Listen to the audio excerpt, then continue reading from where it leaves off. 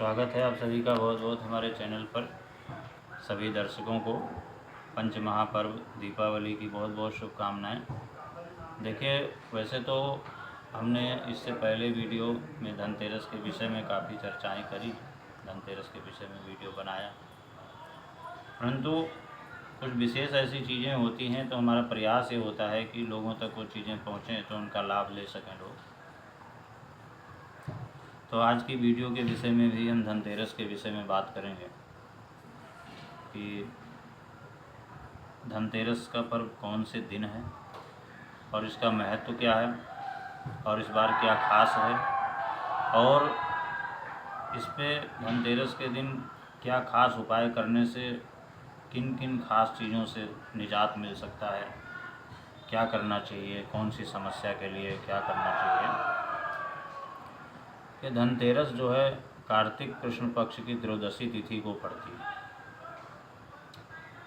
इस बार 29 अक्टूबर 2024 दिन मंगलवार को धनतेरस का पर्व पड़ रहा है। तो वैसे तो सभी लोग जानते हैं कि धनतेरस में आरोग्य के देवता भगवान धन्वंतरी का प्राकट्य हुआ था। तो इस दिन पूजा करने से, खास करके धन्वंतरी की पूजा करने से आरोग्यता की प्राप्ति होती है। साथ ही जैसे इस दिन चांदी के सिक्के, गणेश लक्ष्मी की मूर्ति, बर्तन, हो सके तो धातु के बर्तन, ये सब खरीदने की परंपरा है और ऐसा लोग करते भी हैं। इसको करने से मानसिक संतुष्टि प्राप्त होती है। तो साथ ही अब इसमें विशेष क्या है, वैसे तो आश्विन शुक्ल पूर्णिमा से लेकर के और यम द्वितीया यानी भाई दूज पर्यंत समुद्र मंथन के दौरान एक के बाद एक चीज़ें समुद्र से उनका प्राकट्य हुआ। उसमें लक्ष्मी जी, इंद्रदेव, कुबेर, यम, वरुण और साथ में बहुत सारे रत्न निकले, बहुत सारे देवी देवता प्रकट हुए। तो धनतेरस के दिन जिस तरह से भगवान धन्वंतरी का प्राकट्य हुआ, तो इस दिन ऐसी मान्यता है कि इस दिन धनतेरस पे भगवान धन्वंतरी की पूजा करने से आरोग्यता तो प्राप्त होती ही है, साथ में अगर गणेश लक्ष्मी की पूजा की जाए तो सुख समृद्धि भी आती है। इस दिन गणेश लक्ष्मी का पूजन जरूर करना चाहिए, साथ में यम, कुबेर और इंद्र का भी पूजा करनी चाहिए। तो ऐसे बहुत सारी बातें हैं। इस बार मंगलवार के दिन जो धनतेरस का पर्व पड़ रहा है तो भौम प्रदोष का संयोग बन रहा है और भौम प्रदोष के साथ साथ ही इस धनतेरस 5 ऐसे शुभ संयोग पड़ रहे हैं कि एक तो त्रिपुष्कर योग पड़ रहा है, साथ में त्रिग्रही योग है, लक्ष्मी नारायण योग है, शश महापुरुष और राजयोग है। तो ये 5 ऐसे शुभ संयोग पड़ रहे हैं। तो इन शुभ संयोगों का व्यक्ति किस तरह से लाभ ले सके और इसके क्या करना चाहिए।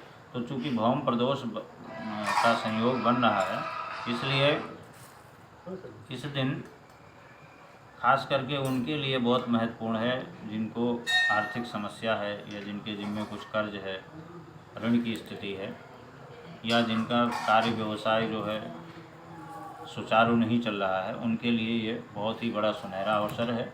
इस दिन उनको विशेष रूप से गणेश लक्ष्मी की पूजा के साथ में माँ लक्ष्मी की विशेष रूप से पूजा अर्चना करनी चाहिए।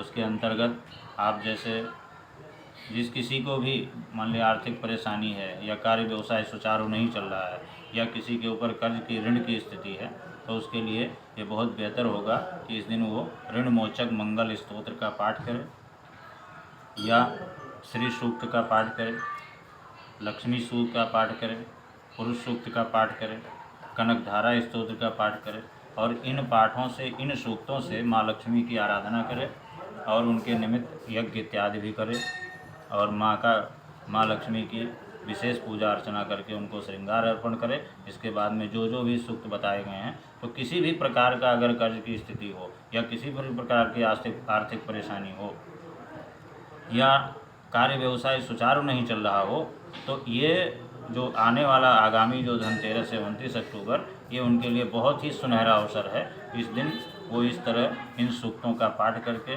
माँ लक्ष्मी जी और भगवान गणेश की विशेष आराधना अर्चना करके इन चीज़ों से निजात प्राप्त कर सकते हैं। दूसरी बात कि वैसे कुछ छोटे छोटे टोटके भी बताए जाते हैं कि भाई इस दिन ऐसा करने से एक तो ऋण से छुटकारा मिलता है, दूसरे अगर आर्थिक समस्या है तो उनसे उस आर्थिक परेशानी से छुटकारा मिलता है, कार्य व्यवसाय अगर सुचारू नहीं है, बाधित है, तो उससे भी छुटकारा मिल जाता है, कार्य व्यवसाय सुचारू हो जाता है। तो 2-3 ऐसे उपाय हैं जो हम इस वीडियो के माध्यम से बताना चाहेंगे कि इस दिन एक तो धनिए का बीज लेकर के और मिट्टी में मिलाना है उसको, एक प्रकार से जैसे बोया जाता है धनिया, उस तरह से करने से, और मिलाते हुए मिट्टी में मिलाते हुए ऋण मुक्ति के लिए प्रार्थना करना। अगर व्यवसाय नहीं चल रहा है तो उसके लिए प्रार्थना करना। साथ ही एक नारियल ले करके, बल्कि एक नहीं 5 नारियल एक साथ ले लें और उस पर 5 नारियल पे चमेली का तेल लगा करके और उसे कपड़े में बांध लें, और बांधते हुए नारियल को सफ़ेद कपड़े में बांधते हुए 21 बार गायत्री मंत्र का जप करें, यानी 21 बार गायत्री मंत्र से अभिमंत्रित करें। 5 नारियल उस पर चमेली का तेल लगा करके और सफ़ेद कपड़े में बांधें और 21 बार गायत्री मंत्र का जप करें, उसे अभिमंत्रित करें, और इसके बाद में उस पोटली को लेकर के, उस नारियल को लेकर के और बहते हुए जल में स्वयं से अपने ही द्वारा अपने आप से ही प्रवाहित कर दें। तो इस तरह करने से भी, और ये उपाय करना है मंगलवार धनत्रयोदशी के दिन, भौम प्रदोष का संयोग बनना। तीसरा एक उपाय ये है कि गुलाब के फूल लेकर के और सफ़ेद कपड़े में बांध करके